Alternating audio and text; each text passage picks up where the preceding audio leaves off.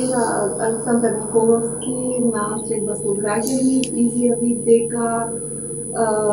очекува дека се поголем број на граѓани ќе најавуваат дека ќе останат дома на референдумот и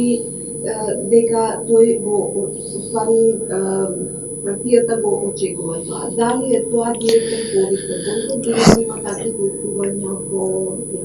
Видете, се работи за класичен спин од страна на одредени медиуми, се работи за погрешна интерпретација.